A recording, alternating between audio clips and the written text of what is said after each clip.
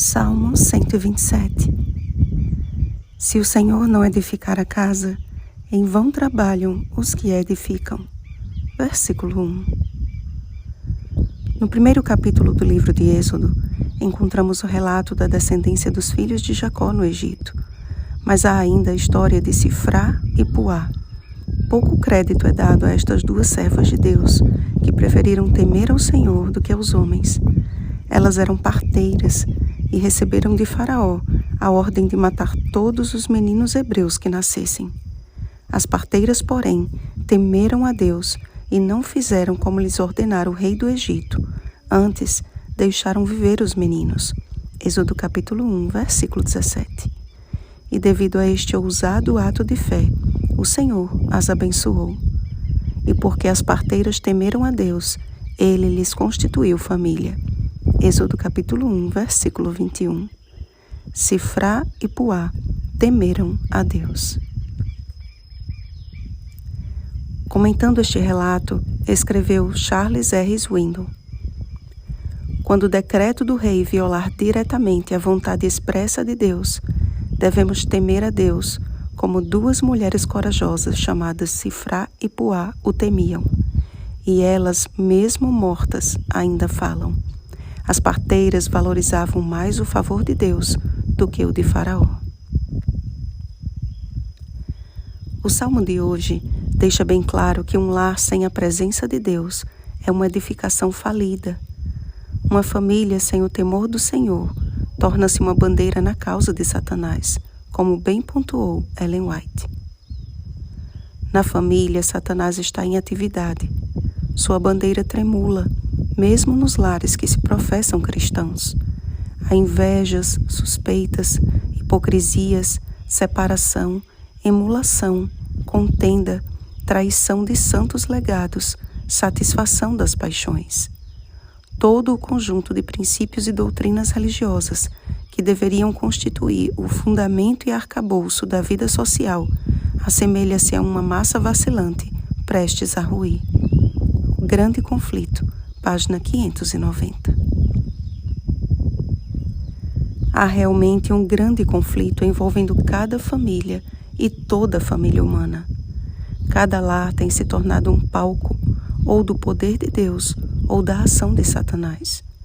Famílias que aparentemente parecem bem equilibradas estão sendo destruídas pelos ataques malignos por não confiarem a Deus o primeiro lugar em suas casas e em seus corações. O mundo precisa de mais mulheres sábias que edifiquem a sua casa. Provérbios capítulo 14, versículo 1. Sob o sólido fundamento do temor a Deus. De mais homens que amem suas esposas, assim como Cristo amou a igreja. Efésios capítulo 5, versículo 25. De pais que eduquem seus filhos na disciplina e na admoestação do Senhor. Efésios capítulo 6, versículo 4. De filhos que obedeçam a seus pais no Senhor, pois isto é justo. Efésios capítulo 6, versículo 1.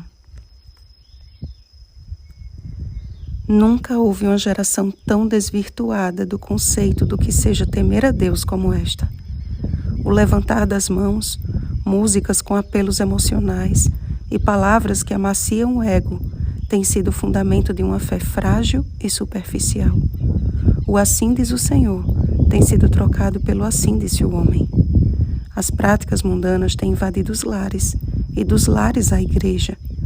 O consumismo se instala na mente como uma doença que só pode ser curada com trabalho excessivo e sem repouso, inclusive no desrespeito ao santo sábado do Senhor. Mas quão grande bênção há para os amados de Deus. A estes o Senhor abençoa enquanto dormem. Meus queridos irmãos, há pouco mais de 10 anos, o Senhor me despertou e me fez enxergar o quanto eu estava negligenciando o que deveria ser o meu primeiro ministério, a minha família.